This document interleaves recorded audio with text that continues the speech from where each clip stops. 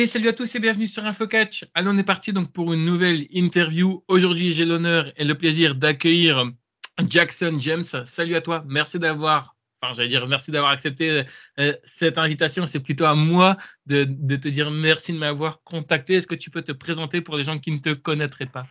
Oui, ben écoute, moi dans le fond, si je parle en tant que lutteur, je suis Jackson James, je viens de Drummondville, 300 livres. Écoute, j'ai fait de mon nom un peu partout dans quelques fédérations de lutte ici au Québec. Dans le fond, je me promène encore sur le circuit indépendant pour l'instant. Dans le fond, je suis à des places, dans le fond, des fédérations abstraites pour l'instant. Je suis à la ALQ. Je vais à la lutte, c'est vrai, de temps en temps. Je me promène, je vais aller jusqu'en Ontario à la GNW pour la Great North Wrestling. Ça a été une de mes plus belles expériences de lutte actuellement.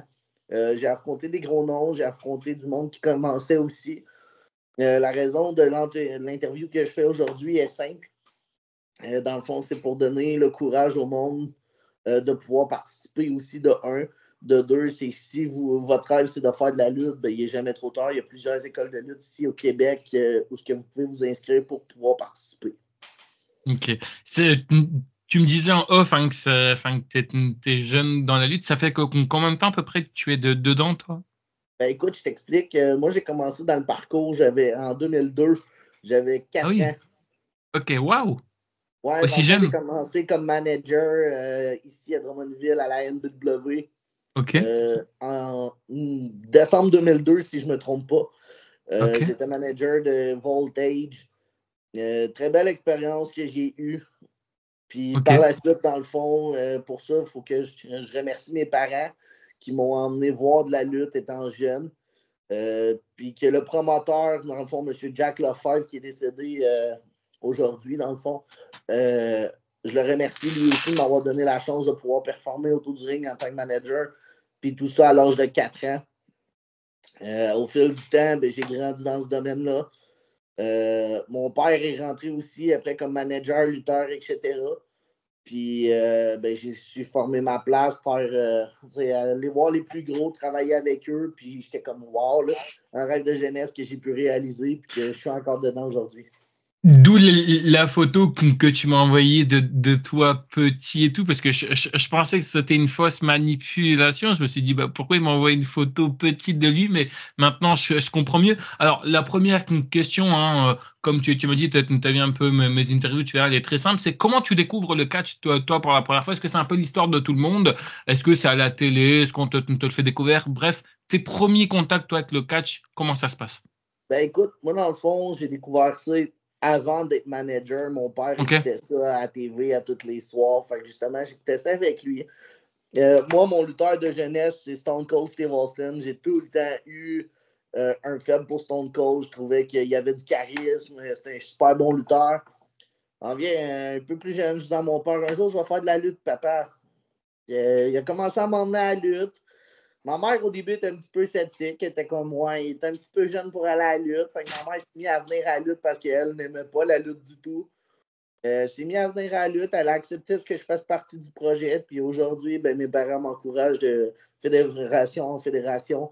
Regardent tous mes combats sur Internet, me disent mes pour et les contre.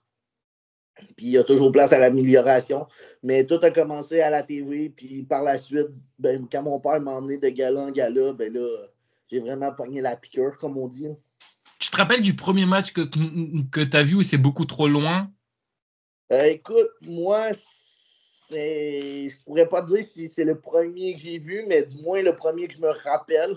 C'était WrestleMania. Ok. Écoute, je pourrais pas te dire c'est qui son adversaire, mais c'est dans le temps qu'Undertaker était en noir et mauve. D'accord, ok. Son adversaire, il en a affronté plusieurs dans ce temps-là, mais. Ouais, c'est vrai. Mais c'était WrestleMania, je me souviens de ça. Ok, bah c'est possible, oui. Alors, faut savoir que l'Undertaker à WrestleMania, c'est un peu sa maison, même s'il n'était pas là à tous les WrestleMania, mais en tout cas, c'est vrai, il y en a affronté tellement que aujourd'hui on s'y perd. Tu dirais que c'était quoi, toi, justement, ce fameux gros élément déclencheur qui t'a permis de passer en tant que simple fan de catch à catcher aujourd'hui lutteur chez vous au Québec? C'était quoi ce gros élément déclencheur pour toi? Qu'est-ce qui a fait que je voulais devenir dans le Ouais, domaine, dans le fond? c'est ça. Parfait. Ben écoute, moi, c'est vraiment, je te dirais, d'avoir pogné la piqûre quand j'étais jeune. Le fait que mon père m'emmenait dans la lutte, puis je me suis dit un jour, je veux pouvoir, pas être une figure d'autorité, mais genre, je veux pouvoir montrer au monde ce que je suis capable de faire. Fait que, tu sais, dès mon très jeune âge, j'étais dans un ring à jouer dans le ring, comme on dit. Je montais ses câbles, je sautais, puis tout. Puis c'était wow. Fait que là, je me suis dit, écoute, je suis encore jeune. À 12 ans, dans le fond, à 4 ans, j'étais manager jusqu'à 2012. En 2012, j'ai effectué mon premier combat de lutte pour une fédération de lutte que mon père avait un associé. Puis là, je me suis dit, c'est là que je vais voir si ça passe ou ça casse. J'ai effectué mon premier combat, puis tout de suite, j'ai catché que j'étais fait pour ça. Je tiens à remercier aussi mes entraîneurs que j'ai eus. Sans eux, je ne serais pas qui je suis aujourd'hui. Mais non, sérieusement, c'est vraiment en 2012 que j'ai compris que c'était fait pour moi et que j'ai aimé ça. Parce qu'avant, j'étais juste manager. Fait que quand tu passes de manager à lutteur, c'est un autre cheminement, puis tu te dis est-ce que je suis prêt pour ça? Mais il faut le tester pour le savoir, puis Et c'est bien parce que tu vois, c'est ce que tu disais tout à l'heure, toi, parce que tu vois, enfin, tu vois, c'est ma prochaine question. C'était quoi la réaction de ta famille? Est-ce qu'ils t'ont suivi? Toi, ils t'ont suivi, tu as été encouragé par ta famille. C'est bien, c'est important. C'était également assez important pour toi d'avoir les membres de ta famille derrière qui te soutiennent, qui te poussent dedans. oui, c'est ça.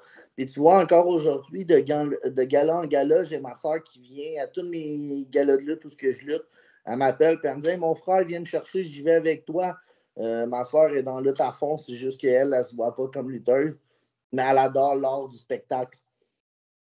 On la salue, ta sœur, hein, si elle nous regarde. Ben, pas actuellement, elle est au travail, mais qu'elle Non, voit la mais vidéo.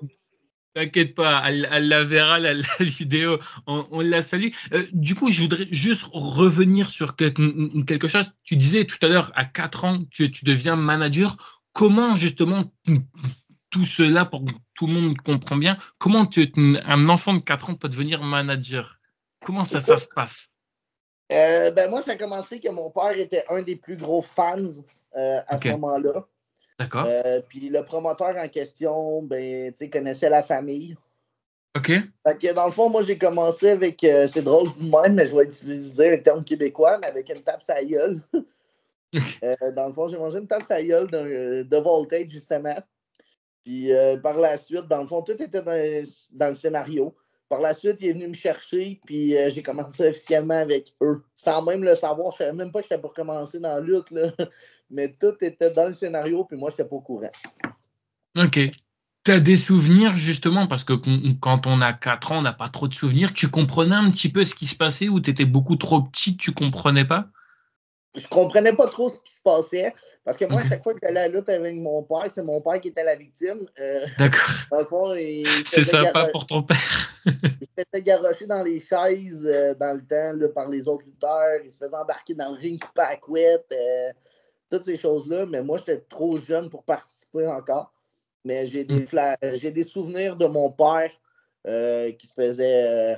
Qui était la victime dans le fond, mais que c'était juste un scénario. Ok. Je voulais savoir, à tes tout débuts, quand justement bah, tu deviens un peu plus vieux et tu arrives au niveau des entraînements, déjà, comment ça se passe pour toi au niveau des entraînements? Est-ce que c'est compliqué? Parce que tu vois, c'est complètement différent entre ce qu'on voit à la télé et ce qu'on fait. Qu'est-ce qui a été compliqué pour toi au tout début? Ben écoute, je vais être 100% honnête avec toi, puis je vais dire tous les spectateurs qui vont écouter la vidéo. Je te dirais que ça a été durement difficile au début.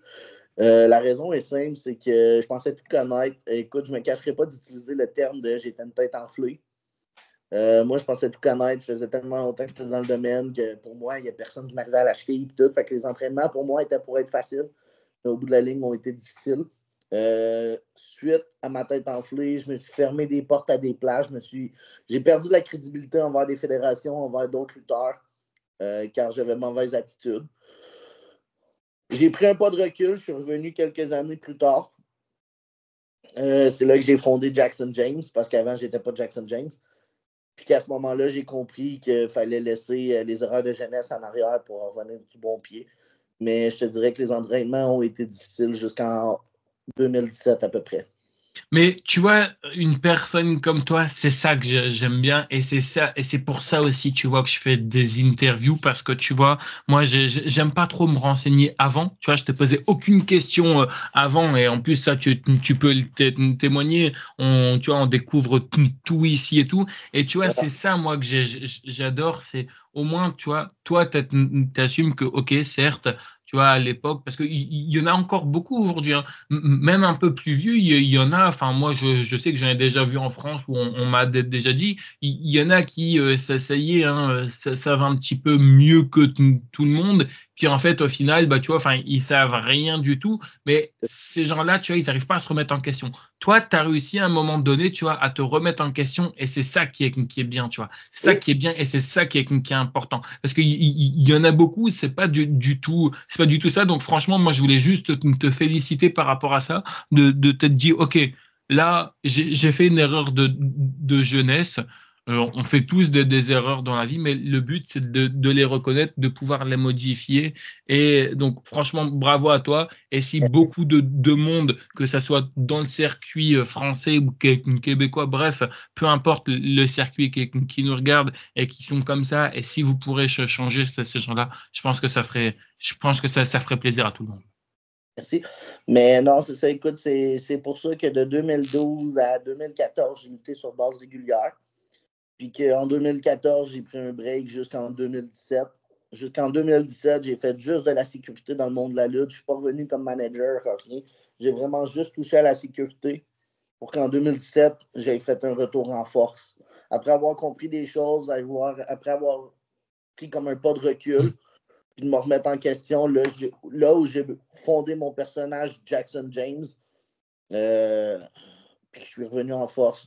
Depuis ce temps-là, les portes se rouvrent, les opportunités se présentent. Tu dirais que c'était quoi la chose au début qui a été compliquée? Est-ce que faire des chutes, par exemple, ça a été compliqué? Courir dans les cordes, parce que je pense que tu l'as remarqué, que finalement, c'est compliqué. Tu vois, c'est pas forcément évident, parce que tu vois, c'est vrai que des fois, on voit un truc à la télé, on se dit, oh, ça, c'est facile. Et puis, en fait, au final, bah, tu le fais, tu arrives devant les faits accomplis, et puis là, tu te dis, ah ouais, en fait, non, ouais, non, c'est pas si facile que ça. Parce que tu vois, c'est vrai, et ça, c'est tout le monde pareil, hein. Tu vois, regarde, comme moi qui fais des reviews, bah, parfois, tu vois, enfin, je suis mécontent par rapport à un truc, mais je serai à la place de la personne. Je suis sûr, je ne ferai pas mieux que la personne. Je sais pas si tu comprends un peu ce que je veux dire. Ça, c'est l'être humain dans toute sa splendeur, tu vois.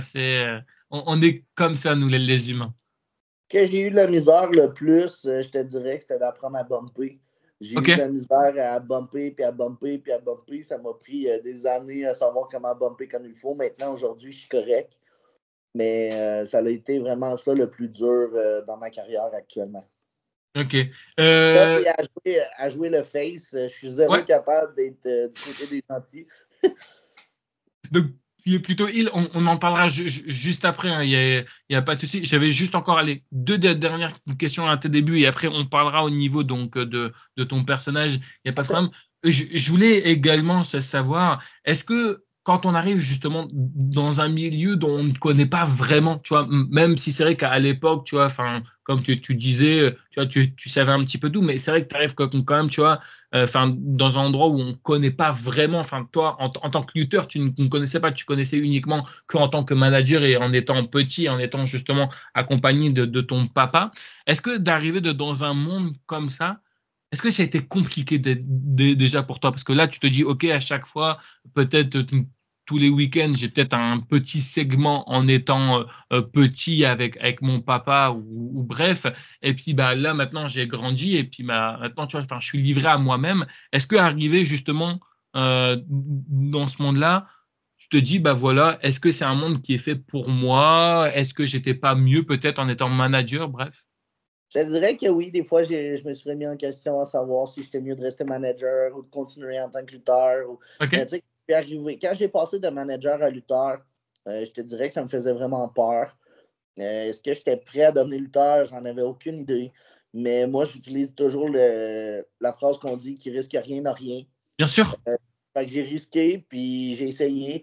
Depuis ce temps-là, j'adore ce que je fais. Mais en même temps, je tiens à remercier mes parents, encore une fois, qui m'ont passé le flambeau et qui m'ont dit écoute, tu peux y aller parce qu'au début, ils n'étaient vraiment pas pour ça. Même si mon père allait voir des spectacles, il n'était pas plus pour ça que je rentre dans le domaine parce que là, il m'a dit si tu te blesses, tu as encore toute la vie devant toi. Puis ça.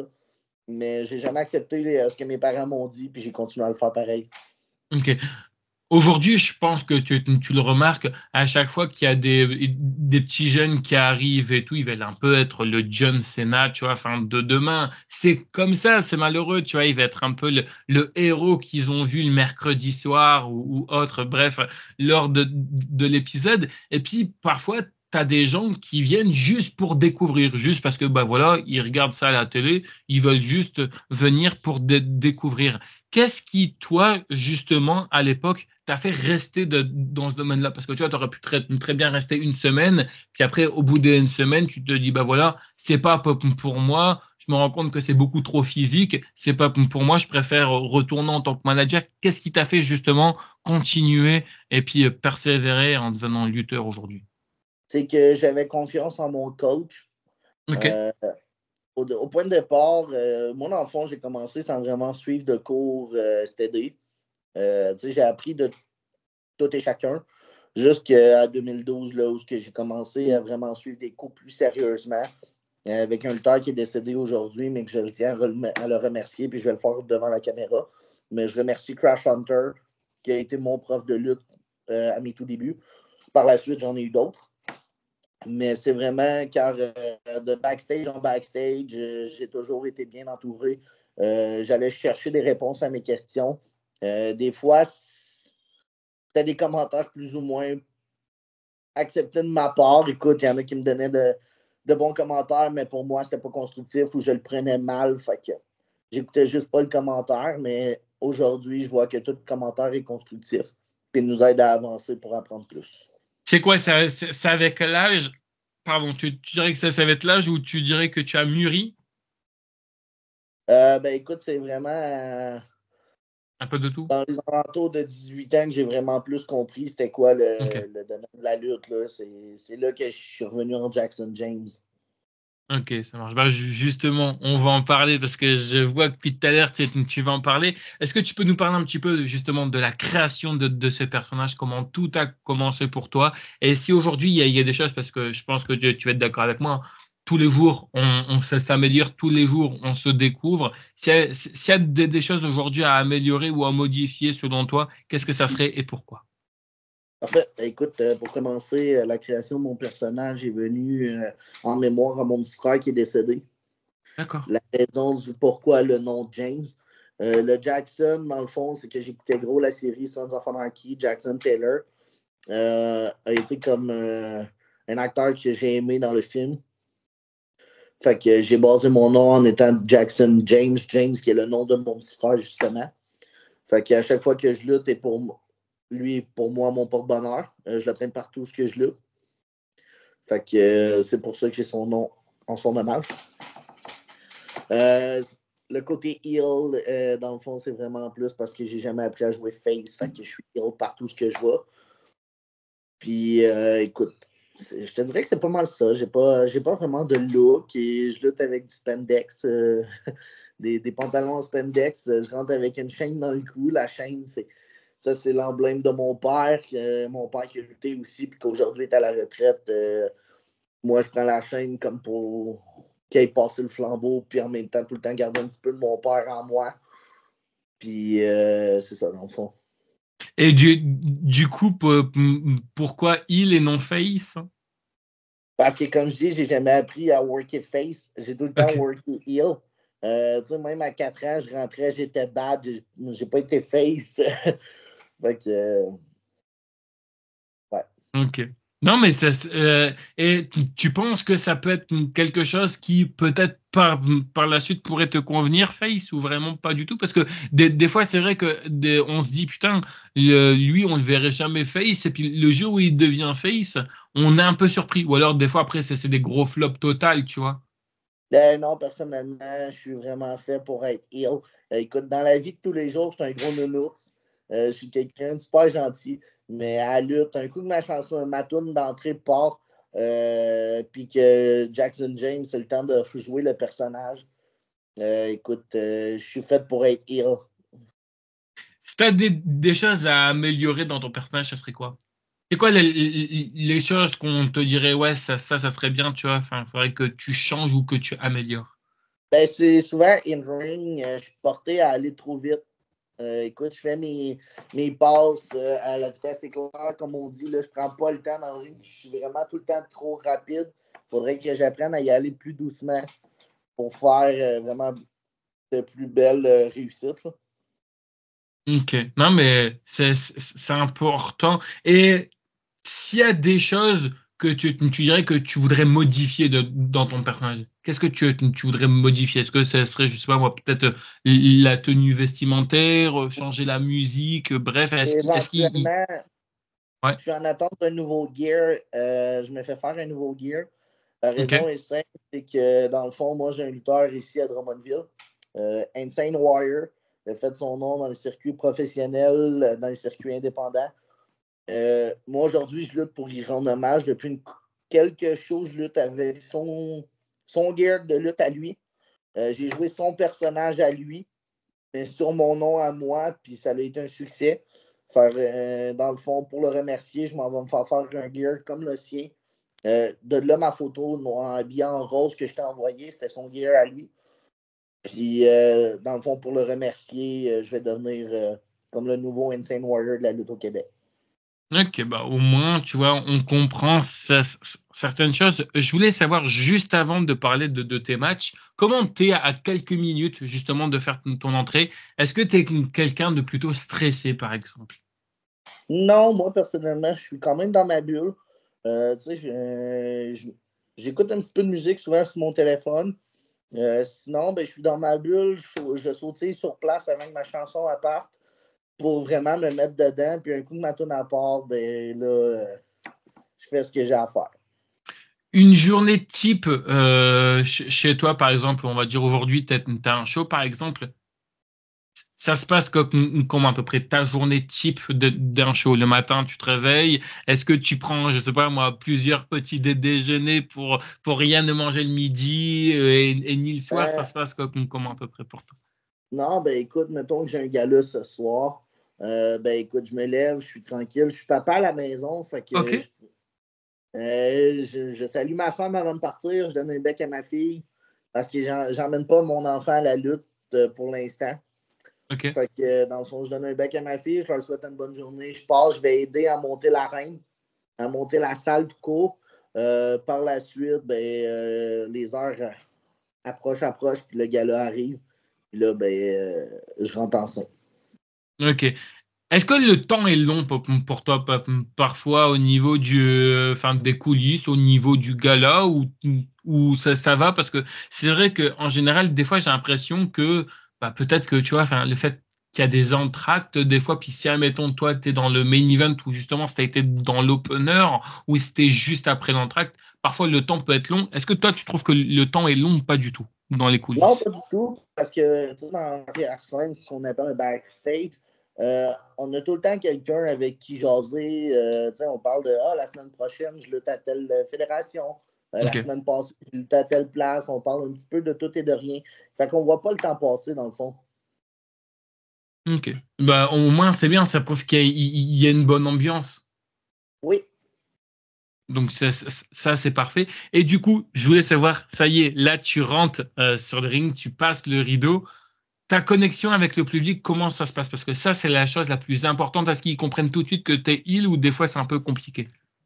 Non, ils savent tout de suite, mais ça dépend où ce que je vais. Je te dirais, moi, dans le fond, dans ma ville natale, ici à Drummondville, le public savent je suis qui, ils savent que depuis que je suis jeune, je suis ill. Fait que dès que je traverse les rideaux, ça commence tout de suite à me huer.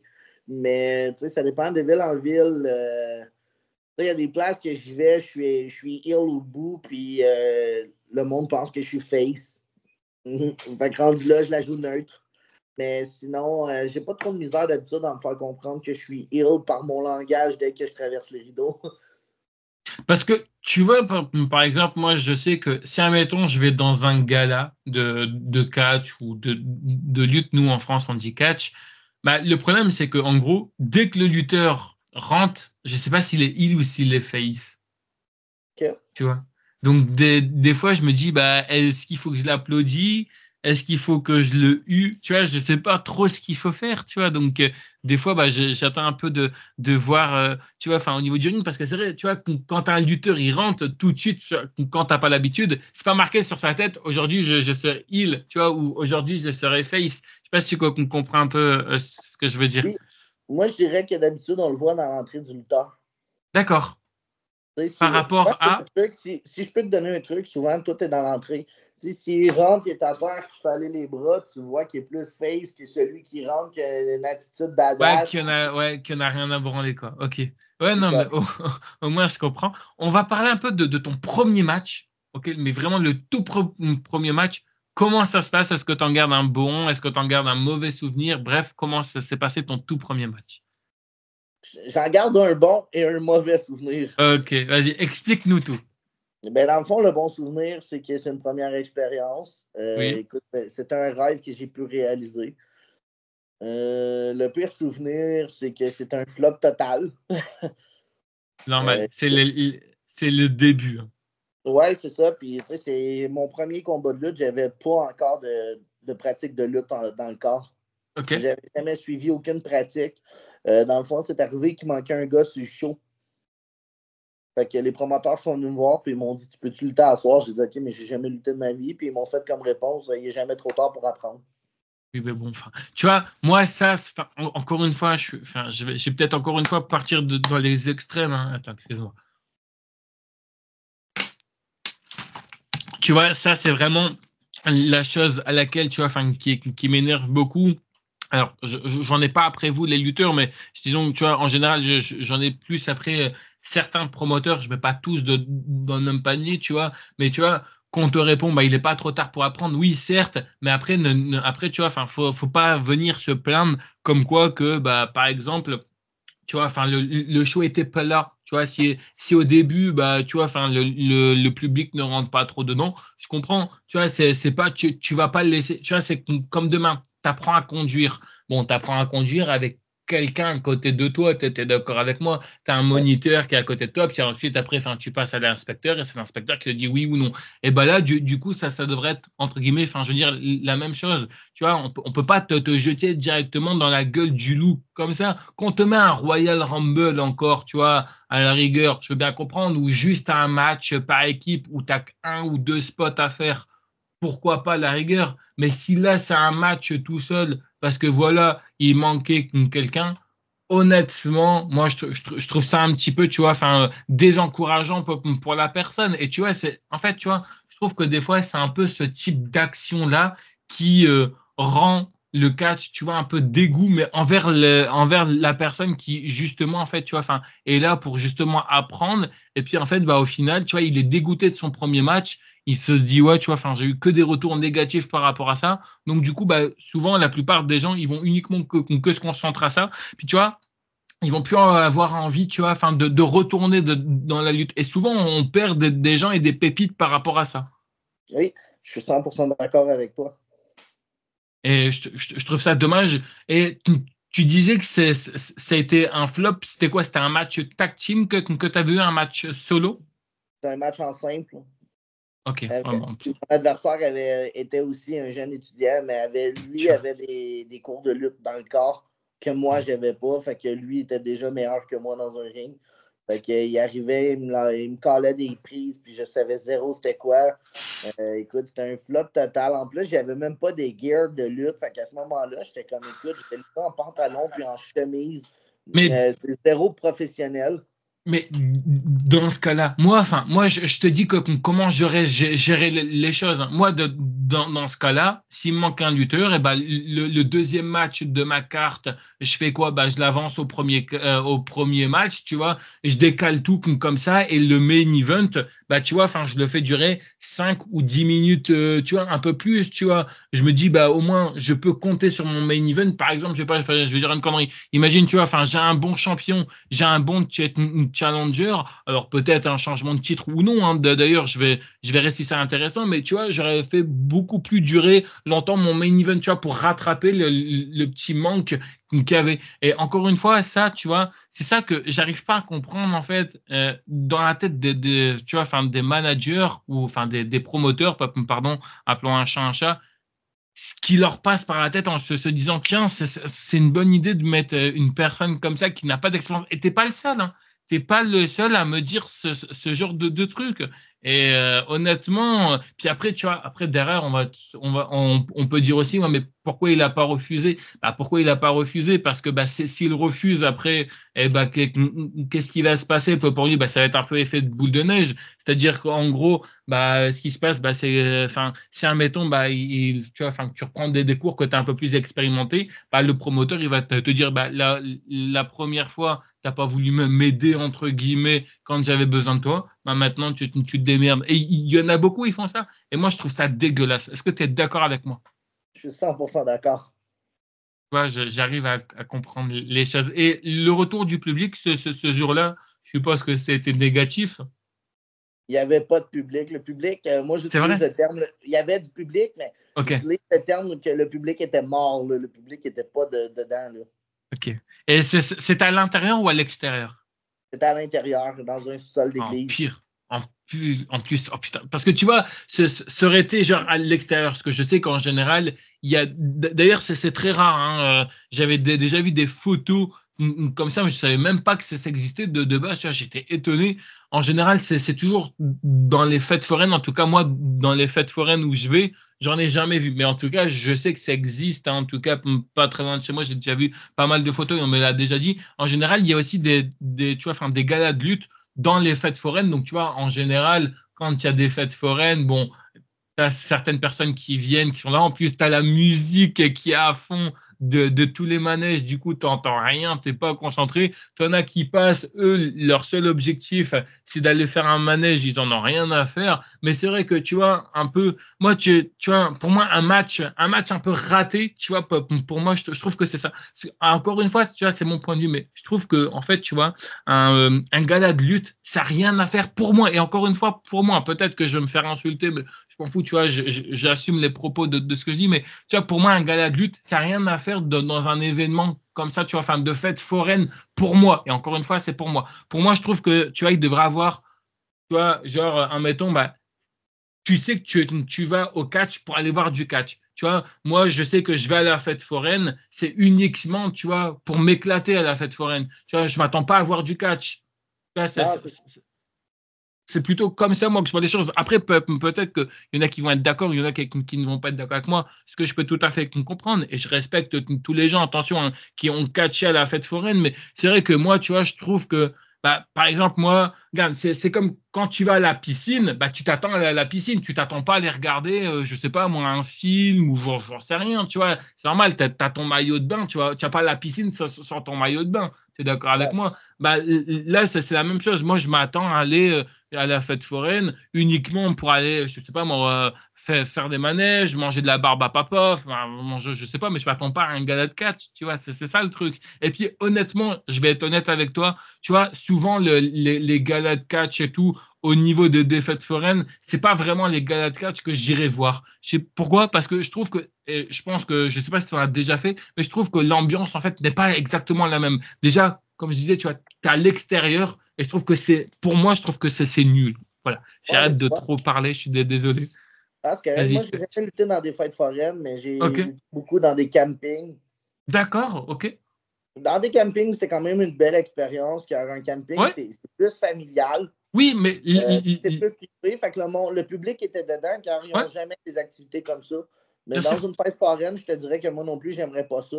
La raison est simple, c'est que le monde, justement, c'est comme nous ici au Québec, on appelle ça la ronde.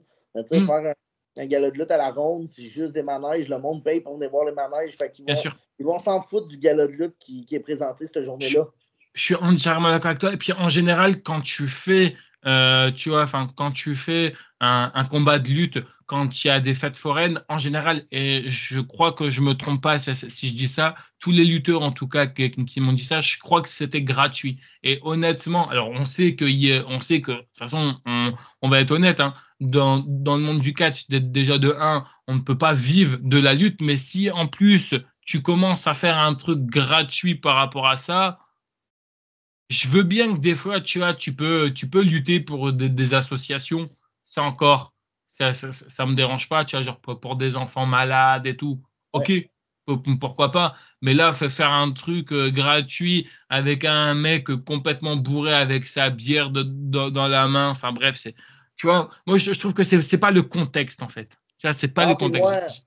si Ouais. on continue sur la même lignée en parlant de gens bourrés, ces choses-là, écoute, ça a déjà arrivé que j'aille lutter contre du monde qui était sous, qui n'était pas en état de lutter, justement, puis j'ai Ah ouais? touché du bois, mais je ne veux plus jamais revivre des expériences comme ça. La raison est simple, c'est que le gars n'a pas 100% de ses capacités, fait qu'il pourrait être en mesure de me Oh, blesser. ah putain, mais alors là, tu me scotches parce que, tu vois, non, mais c'est incroyable de parler de ça là maintenant, parce que, tu vois, j'avais une question, mais complètement à la fin de l'interview, est-ce que tu avais une petite anecdote? Ça fait remis des anecdotes, mais encore une fois, enfin, je suis désolé, je vais encore une fois me répéter, mais comment un promoteur peut laisser une personne comme ça lutter s'il n'est pas dans ses capacités? Tu ne laisses pas une personne lutter comme ça. Ben, je suis d'accord avec toi. Moi, personnellement, j'ai toujours lutté à jeun. Je ne voudrais pas lutter en ayant de l'alcool dans le corps. La raison est simple, c'est que quand tu es sous, tu es plus mou. Fait que tu serais plus en mesure, ben pas plus en mesure parce que tu veux pas que ce soit une mesure, mais tu pourrais plus blesser ton adversaire. Puis t'es pas là pour faire mal à ton adversaire, tu es là pour offrir un spectacle. Oh, putain. Je te jure, j'ai déjà mal au crâne le fait que tu vois ce que tu es en train de me dire, ça me donne mal à la tête. Non, mais franchement, c'est. Mais des fois, il se passe des trucs dont tu te dis, mais comment c'est possible que ce genre de choses arrivent, tu vois? C'est incroyable. Des fois, il n'y en a pas un qui se dit, mais là, on va droit dans le mur. Je sais pas, mais on souffle un peu parce que là, honnêtement. Bon, j'espère que tu as pu me sortir de grosses dingueries comme ça, mais bon, bref, c'est pas grave. Après, c'est un peu le but, hein. On est là ici pour se découvrir. Je voulais que tu me dises un petit peu quel était l'un de tes meilleurs et l'un de tes pires matchs que tu as fait jusqu'à aujourd'hui. Ben écoute, le pire match, je te l'ai dit, ça a été mon premier. Mon meilleur combat à vie, ça a vraiment été contre The Blood Hunter. Ok, je Qui ne connais pas du tout ça, est, cette personne. dans le fond, Blood Hunter, qui est Hannibal. Ok, Le monde le connaît plus sous le nom de Hannibal, mais qui est Blood Hunter. Ça m'a ouvert des portes. Lui, dans le fond, est un promoteur aussi en Ontario. Fait que, il m'a dit, écoute, on fait un combat l'un contre l'autre. Si tu m'impressionnes, tu vas venir lutter à la GNW. J'ai lutté contre lui. Le combat est sur YouTube. Ça a été un combat 100% professionnel. Puis, dans le fond, contre lui, ça a été un squash, mais c'est un squash ok. professionnel. Puis, je l'ai suivi de A à Z, qui m'a ouvert des portes 2 mois après à sa fédération à lui, où quand j'ai été présent en Ontario devant 2500 personnes, 3000, j'ai été en semi-finale. Ah bah c'est pas mal. Honnêtement, franchement, c'est. J'étais, j'étais super content. J'avais lutté après des gros noms. Puis tout de suite, la finale, c'était To Cold Scorpio, puis des gars comme ça. Je partageais le backstage avec des gars comme Sexy Eddie, Jeremy Prophet. C'était pour moi une belle expérience. Bah, c'est bien, non, mais honnêtement, franchement, c'est cool. Est-ce que t'es un petit peu déçu, bon, même si le match il a été un petit peu bon, qui se termine à la fin par un squash, parce que tu vois, j'ai un peu l'impression que, tu vois, là en ce moment, je sais pas si tu regardes un peu la WWE, mais en général, c'est tout le temps comme ça la plupart du temps. C'est-à-dire que des fois, le match, au début, il va être bon, il va être excellent le match, et puis à la fin, on ne sait pas trop comment le terminer. Parfois, on le fait terminer en squash, et je trouve ça un petit peu dommage. Je trouve que ça gâche en fait justement les débuts du match. Est-ce que toi, tu étais déçu justement quand Non, ce match non, s'est fait? parce que je savais que c'était comme ça. Dans D'accord. le fond, les promoteurs m'ont donné cette chance-là car eux croyaient en moi. Puis ils m'ont OK. dit, en travaillant avec un gars comme lui, on veut voir ce que tu es capable. Fait que, dans le fond, moi, j'ai accepté de faire le squash. Puis ça m'a ouvert des portes. C'est grâce à ce combat-là que j'ai pu m'ouvrir des portes dans d'autres fédérations quand même. Ben, c'est bien. J'ai lutté pour lui à la Great North Wrestling en Ontario. Tu vois, j'ai été en semi-finale, mais j'ai affronté un gars du nom de Damien Stein. Dans le fond, ce gars-là luttait au professionnel. Là, fait que j'étais en semi-finale contre un gars qui a lutté partout professionnellement. Fait que c'était une belle expérience. Pour essayer de comprendre, toi, personnellement, comment ça fonctionne exactement ce genre de choses? Parce que je sais que j'en ai beaucoup parlé, mais c'est vrai que je suis pas vraiment rentré, tu vois, dans le vif du sujet. Moi, quand je parle de quelque chose, j'aime bien un peu, tu vois, exploiter tout pour éviter que justement, tu vois, qu'une personne qui tombe sur cette vidéo se dit, bah, en fait, finalement, j'ai toujours rien compris. Donc, du coup, tu vois, je voudrais qu'on en parle. Quand, par exemple, justement, comme ça, tu te lances dans la lutte. Bon, au début, tu arrives dans une école, c'est eux qui t'apprennent un peu, tu vois, à devenir lutteur, quoi. Et ensuite, bon, bah voilà, tu as acquéri de l'expérience, tu luttes uniquement à ta structure. Jusqu'à là, on est d'accord, jusqu'à là, j'ai compris. Mais c'est ensuite, après, que je me demande comment tu fais, par exemple, pour te vendre à une autre promo une autre promotion qui ne te connaissent pas. Est-ce que tu envoies, par exemple, genre un CV? Ce que tu as, c'est un peu comme un CV avec, je sais pas moi, tu vois, les CV, quand par exemple, tu recherches un emploi ou quoi que ce soit, tu vois, des fois, on te demande un CV de ce que tu as fait et tout. Est-ce que c'est ce type de CV-là? Est-ce que c'est des vidéos? Bref, comment ça se passe exactement? Moi, je te dirais que ça dépend de la promotion en question, ça dépend de la fédération. Il y en a qui marchent avec ta fiche de lutteur. Ils veulent savoir les noms que tu as affrontés, les fédérations que tu as fait, les championnats que tu as eu, ces choses-là. Il y en a qui marchent tout simplement, envoie-moi une vidéo de ton meilleur combat, puis je te reviens avec des nouvelles.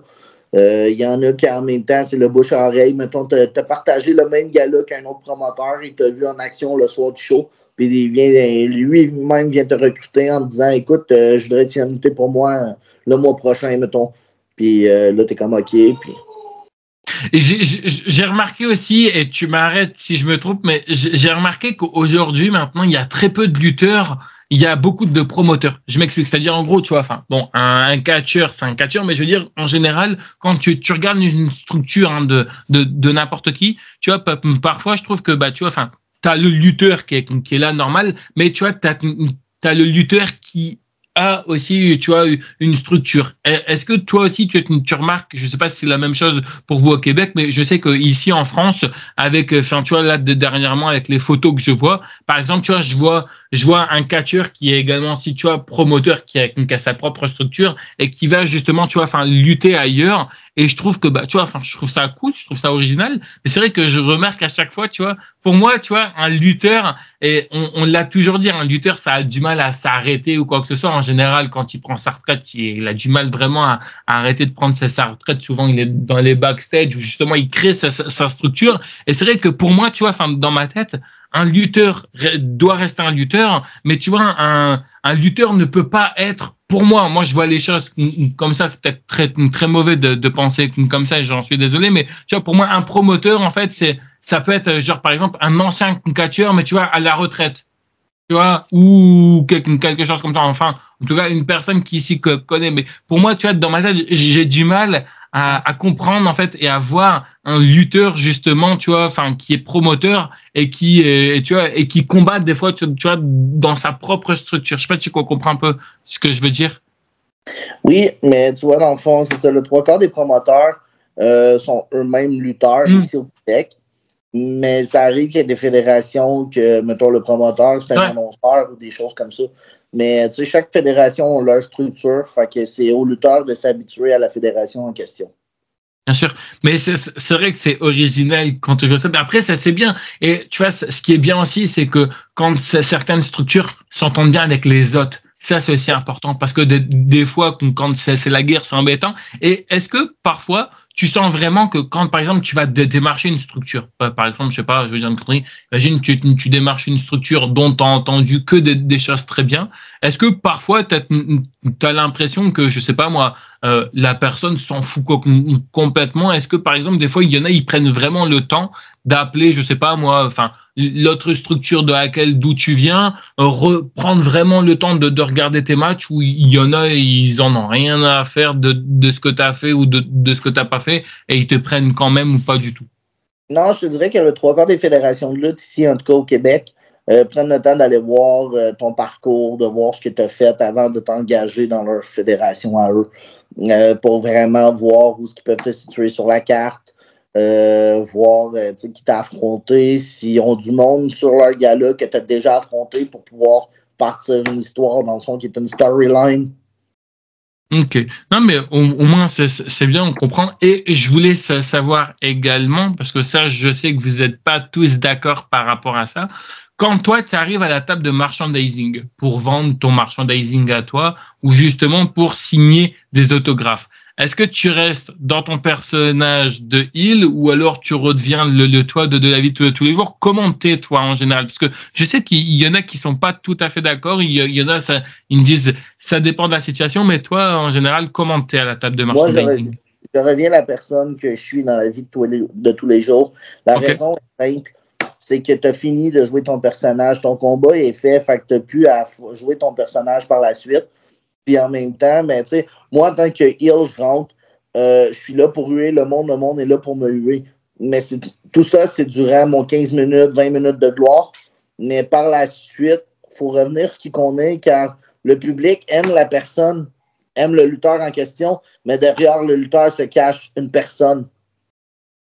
C'est vrai. C'est vrai, c'est vrai. Et que beaucoup de monde oublie. Et c'est quoi, tu dirais, le meilleur conseil que tu as pu avoir, je sais pas moi, du public, par exemple? Est-ce qu'il y en a qui ont pu te donner des très bons conseils ou pas du tout?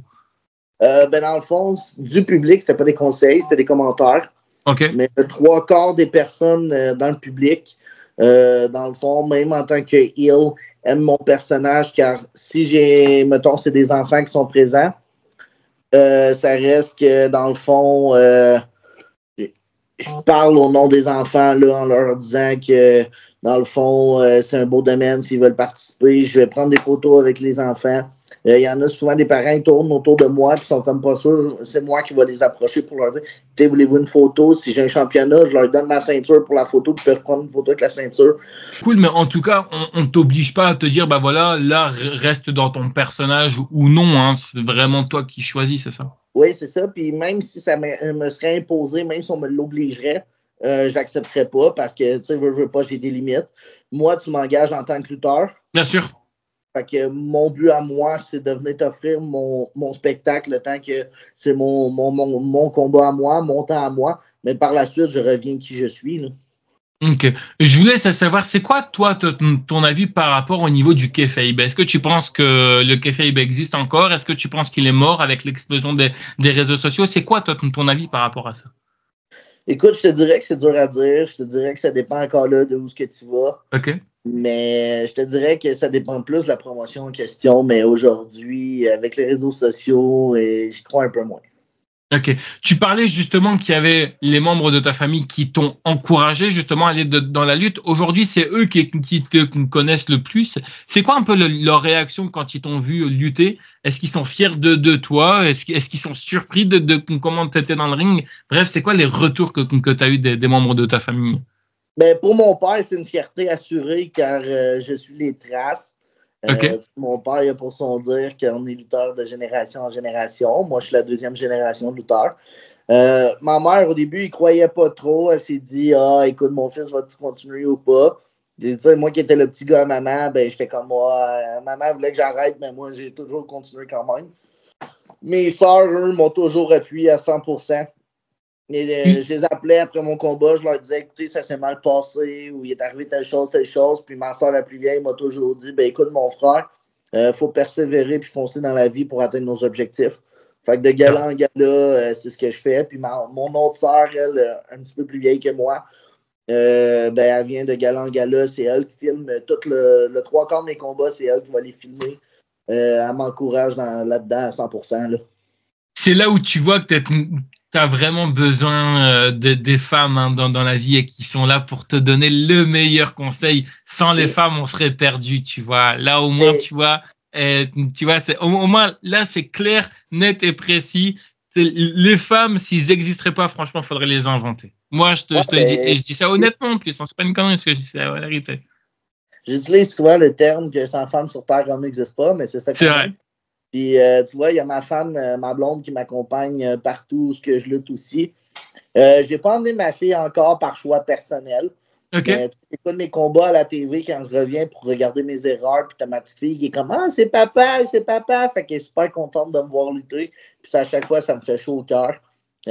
Puis j'ai des petits frères et petites sœurs que eux aussi, c'est des passionnés de lutte. Mon petit frère, il est comme « Ah, Tommy, je veux venir t'aider à monter la reine. » Puis à chaque fois, genre, mon petit frère de 7 ans, il vient pour m'aider à monter le ring. Puis lui, il capote. Là. Il est comme « Wow, mon frère, il lutte. » Puis on reparlera après, juste après de ta famille, ça ne te dérange pas. Je voulais juste terminer sur une dernière petite question par rapport au niveau de tes combats. Je voulais savoir, est-ce que toi, tu préfères plutôt les matchs classiques ou les matchs à stipulation? Est-ce que, par exemple, je ne sais pas moi, les matchs à échelle, ça peut être des choses qui t'intéressent? Des matchs hardcore, est-ce que ça peut être des choses aussi qui t'intéressent? Bref, est-ce que les matchs à stipulation, ça peut être des choses qui peuvent être intéressantes pour toi? Oui, moi, dans le fond, je suis ouvert à toute proposition. Sauf les combats hardcore, j'explique, faire du hardcore, j'ai pas confiance en n'importe qui. Je me doute. Car je veux pas être blessé, puis je veux pas blesser mon adversaire non plus. Mais sinon, je suis ouvert à pas mal toute proposition. J'ai jamais fait de TLC. C'est un combat que je voudrais essayer vraiment. Okay. Mais sinon, c'est ça. Pour le hardcore, je suis ouvert à en faire. Mais comme je dis, c'est le contact du sang que j'aime pas. Moi, tu sais, que l'autre lutteur se blade, puis que moi, je sois bladé, puis qu'il y ait un contact de sang, je suis pas pour ça. Avec les maladies qui existent de nos jours, le sida, l'hépatite, toutes ces choses-là, on ne sait pas ce que ton adversaire a dans la vie de tous les jours en tant que maladie ou ces choses-là. Fait que je ne veux pas faire un contact de sang direct.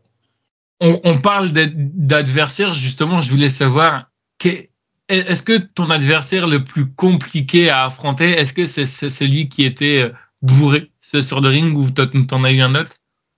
Non, je te dirais que c'est vraiment, dans le fond, le plus dur que j'ai affronté, c'est vraiment celui qui était pas à jeun. Okay. Écoute, c'est dur de communiquer avec quelqu'un qui est sous. Ouais. Comment tu peux avoir une belle communication avec quelqu'un qui n'est pas lucide?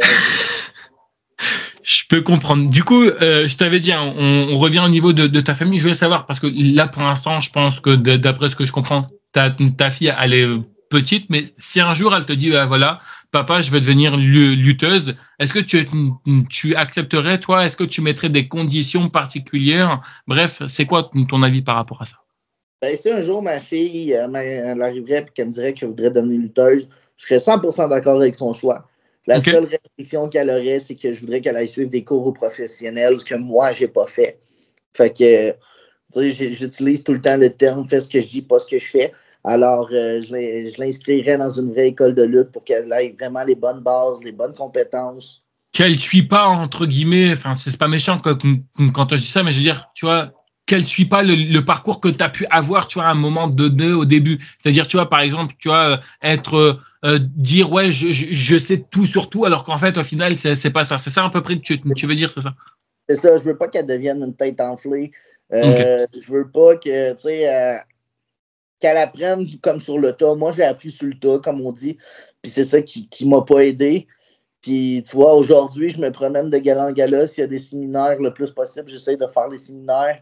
Quand il y a des lutteurs d'expérience dans le ring, j'embarque avec eux parce que je suis motivé et prêt à apprendre. Tu sais, le monde de la lutte est un monde évolutif. Tu apprends toujours. OK. On est parti pour les questions compliquées. Est-ce que tu es prêt? Vas-y. Allez, c'est parti. Jusqu'à aujourd'hui, qu'est-ce que tu dirais que la lutte t'a apporté? Ben écoute, elle me fait sortir de ma zone de confort. OK. Sans ça, tout le monde a un gaga dans la vie. Moi, c'est le terme que j'utilise. Il y en a que c'est le hockey. Pas sans nécessairement en faire, juste l'écouter. Il y en a qui sont guitaristes, il y en a qui sont chanteurs, puis ça. Mais moi, c'est la lutte. Écoute, la lutte, ce qu'elle m'apporte de bien, c'est vraiment qu'elle me fait sortir de ma zone de confort. Je crois qu'il y en a que le samedi, ils aiment ça partir avec leur petite femme, aller au cinéma, puis écouter un film. Ben moi, je préfère le samedi partir, puis aller à la lutte, pouvoir faire mon 15 minutes de gloire, puis revenir à la maison, puis me dire que ma mission est faite. Qu'est-ce qui est compliqué selon toi en étant lutteur? Qu'est-ce qui est compliqué sur quoi? En étant lutteur.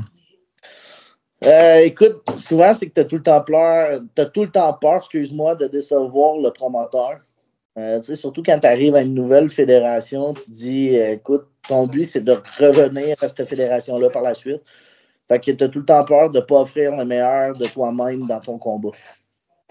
Est-ce que ça aussi, ça fait partie des choses compliquées, mais malheureusement, c'est un peu, disons, un peu tu vois, enfin, c'est un peu, les aléas de la vie. Est-ce que, par exemple, genre, tu vois, enfin, là, tu t'expliquais que tu avais une femme, tu avais une enfant et tout. Est-ce que, justement, le fait d'avoir une vie un peu personnelle, est-ce que c'est compliqué aussi en étant lutteur? Parce que, la semaine, tu as ta journée de travail. Souvent, parfois, tu vois, enfin, vous appelez ça le gym.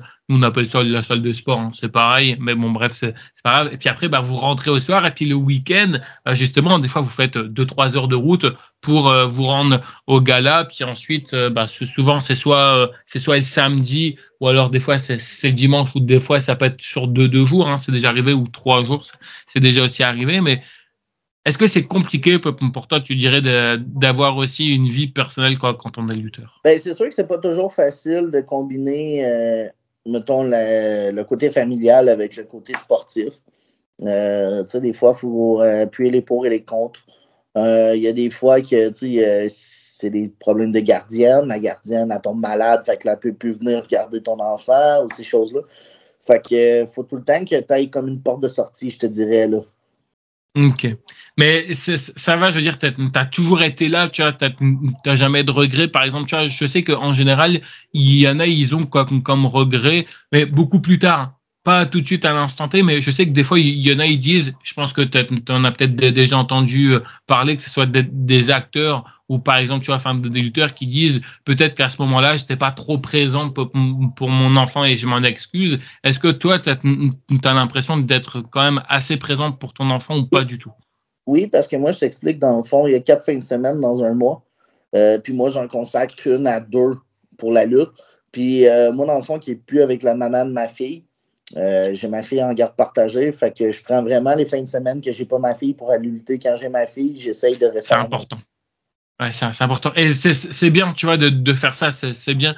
C'est important parce que comme ça, au moins, tu vois, elle gardera de très bons souvenirs. Je voulais savoir, est-ce que tu dirais peut-être que c'est à ce moment-là où c'est peut-être un autre moment, hein, qui est arrivé? Parce que tu vois, comme tu disais tout à l'heure, les lutteurs, ce sont également aussi, tu vois, des êtres humains avant tout. Et ça, faut pas l'oublier. Du coup, je voulais savoir, est-ce que ça t'est déjà arrivé d'avoir des moments de burn-out parce que voilà, tu te reconnaissais plus, tu vois, dans le catch. Est-ce que tu dirais que le moment de burn-out, est-ce que c'est ce que tu nous disais tout à l'heure par rapport au niveau où tu avais la grosse tête, ou c'est peut-être un peu avant, un peu après, bref, est-ce qu'il y a un Ben, moment donné, tu as eu un moment de burn-out où tu t'es un oui, peu ben, je remis te en dirais question? que dans le temps que j'avais la tête enflée, justement, que je pensais tout connaître, ces choses-là, j'ai eu gros des commentaires négatifs à mon sujet. Puis c'est normal avec l'attitude que j'avais. Je suis 100% honnête dans ce que je dis.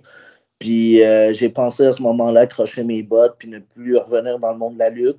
Puis je me suis dit, est-ce qu'on s'arrête vraiment des commentaires négatifs ou on impressionne les gens? C'est à ce moment que j'ai reculé, que j'ai pris un pas de recul, puis que je suis revenu en force pour leur montrer, vous vouliez que je lâche, mais je ne suis pas un lâcheux. Ça t'a fait du bien, tu dirais, cette pause, t'en avais besoin, cette Ouais, pause? ouais, j'ai eu besoin de cette pause, puis aujourd'hui, je vois que la pause m'a porté fruit, puis ça l'a juste fait du bien aussi, là. C'est quoi le meilleur conseil qu'on ait pu te donner jusqu'à aujourd'hui? Même si je suis sûr on a dû t'en donner des tonnes, mais le conseil que tu as pu justement appliquer, que tu as vu que ça fonctionnait. Ben, c'est de jamais lâcher pour atteindre ses objectifs. Ok. C'est vraiment le meilleur conseil qu'on m'a donné. Écoute, dans la vie, puis je parle pas juste de la lutte actuellement, mais dans la vie, tu veux une maison, ben, tu vas travailler plus fort pour t'offrir une maison. Tu veux une belle vie, ben, tu vas travailler pour. Fait que dans tout ce que tu vis en général, tu as toujours des objectifs qui se présentent.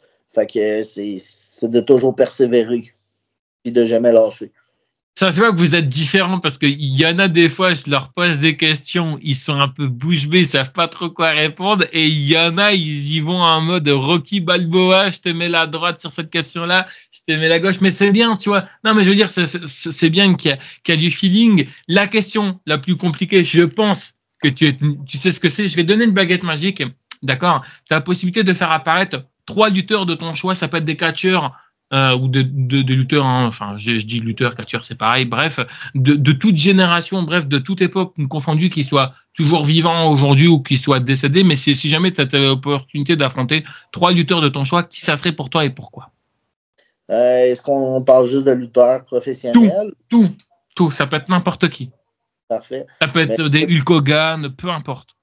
Parfait. Ben écoute, si j'y vais au côté professionnel, le premier, ça serait Stone Cold. La raison est simple, c'est que c'est mon lutteur de jeunesse.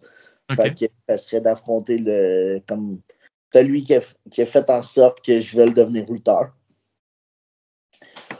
Deuxièmement, ici au Québec, il y a un lutteur que je veux affronter depuis des années, mais malheureusement, le monsieur est à retraite. Fait que finalement, je vais jouer son personnage, mais ça aurait été Insane Warrior. Okay. Je suis entièrement fier de pouvoir jouer son personnage, tandis que je ne peux pas l'affronter car il est à la retraite. Puis, écoute, le troisième, je te dirais que c'est juste pour pouvoir avoir le meilleur des conseils pour me rendre où est-ce qu'il est rendu. Mais je te dirais que Kevin Owens, j'adore. Pour un lutteur québécois, il est rendu au sommet, puis je lève mon chapeau. Car la lutte au Québec n'est vraiment pas évidente de se rendre où est-ce qu'il est rendu. Ok. Et du coup, allez, je voulais terminer avec 3 dernières questions. Puis encore une fois, merci à toi pour l'interview. Je voulais savoir, toi aujourd'hui qui connais un petit peu l'envers du décor, hein, qui c'est un peu comment ça se déroule.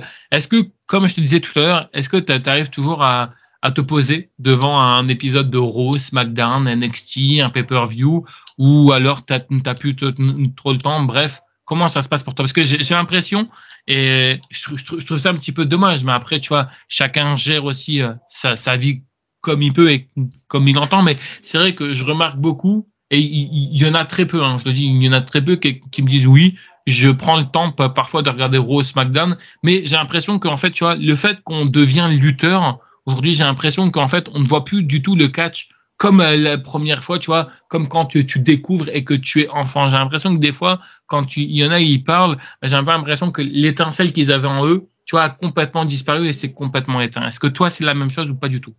Je te dirais que tu as raison. Écoute, moi, j'écoute plus la lutte à la télé, mais je vais t'expliquer le pourquoi. C'est que je trouve que la lutte à la télé, maintenant, est rendue trop pour les jeunes. Tu sais, moi, j'ai grandi dans l'époque où il y avait la ECW. La WCW, où il y avait tout le temps des gros combats hardcore, où le sang, c'était du sang, puis qu'aujourd'hui, quand il y a un combat hardcore, ou qu'un lutteur saigne sans avoir fait exprès, mettons, parce qu'il est arrivé un accident ou peu importe, ben là, ils vont mettre une pause parce qu'il s'est rendu PG. Mais tu sais, moi, j'ai vraiment de la misère avec ça. La lutte, aujourd'hui, de nos jours à TV, c'est plus comme la lutte que moi, j'ai connue quand j'étais jeune. Fait que si je veux y revenir... La seule lutte que j'écoute actuellement à la télé, je te dirais que c'est la All Elite Wrestling. La raison est simple, c'est que les gars sont moins limités dans un ring. Ils peuvent vraiment faire plus leur vrai move. Puis en même temps, ben, tu as l'impression de retrouver la vieille lutte.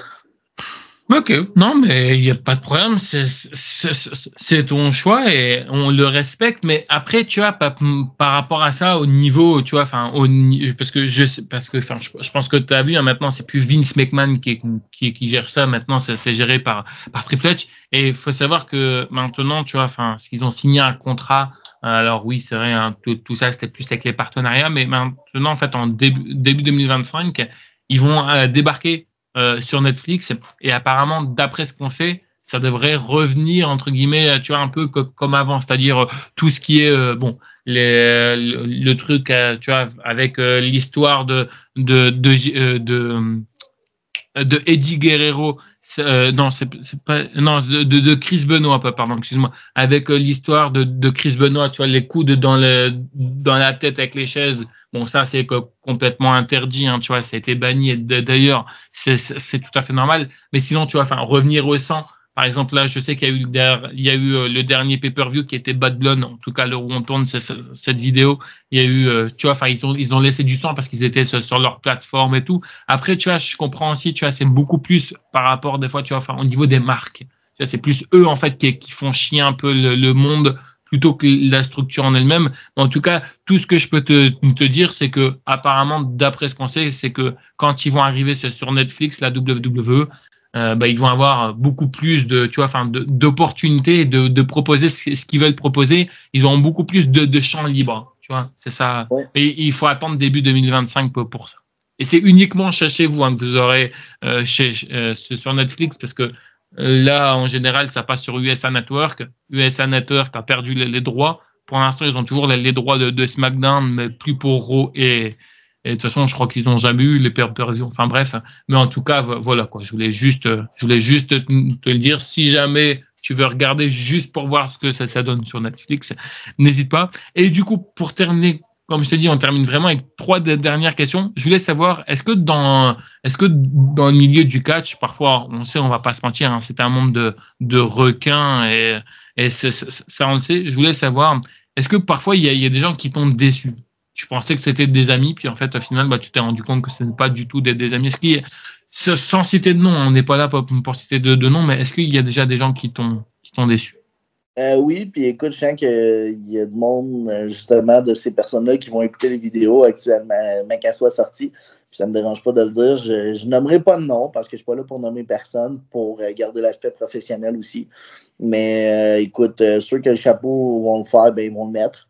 Mais oui, il y a des gens que je croyais être des vrais amis, autres qu'en dehors de la lutte, qui est lutteur, mais on se base des amitiés quand même, là, on se forme des amitiés et tout, qui m'ont backstab, ils ont parlé dans mon dos, ils m'ont tassé à des places pour pouvoir prendre ma place. Puis, j'ai un peu de misère avec ça, mais ça reste que je reste quelqu'un de bon, puis je leur dis pas, je continue à faire comme si rien n'était, puis je jase avec eux comme ça va.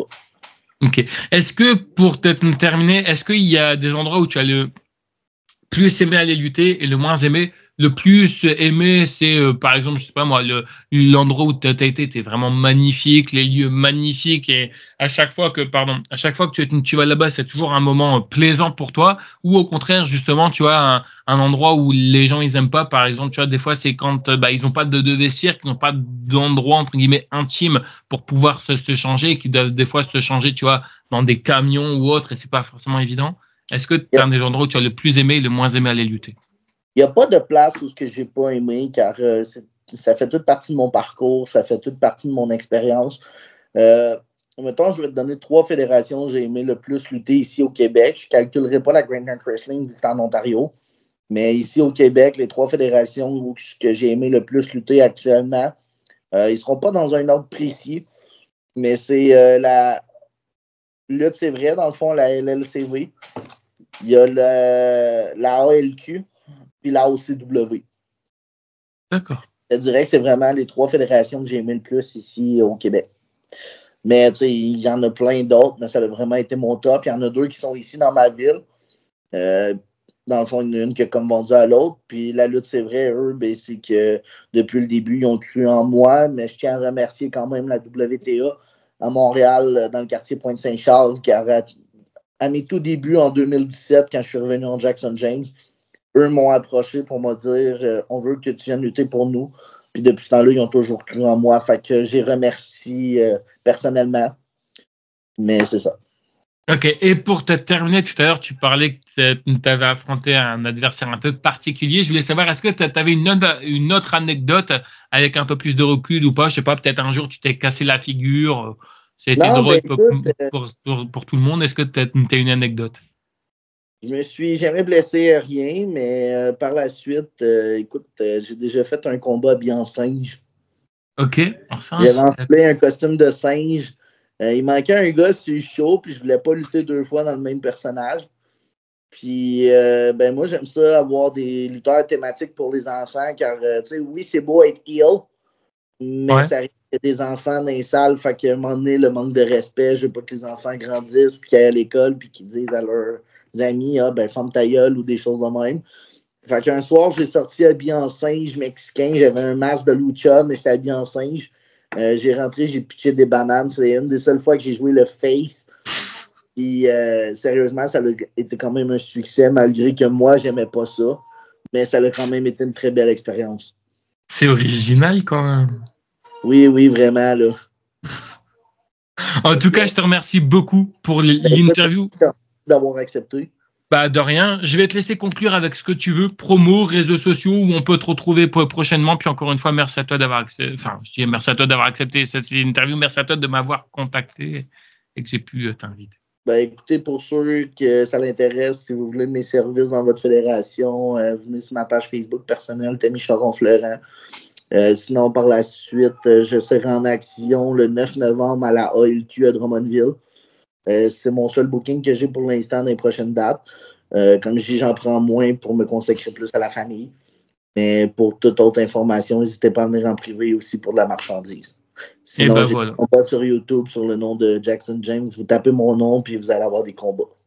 Ben voilà, comme ça au moins tout est dit et vous savez tout. Je te remercie encore une fois à toi. Merci à tous de nous avoir écoutés. Puis moi je vous dis à plus tard pour une prochaine vidéo. Allez, ciao tout le monde. Bye bye.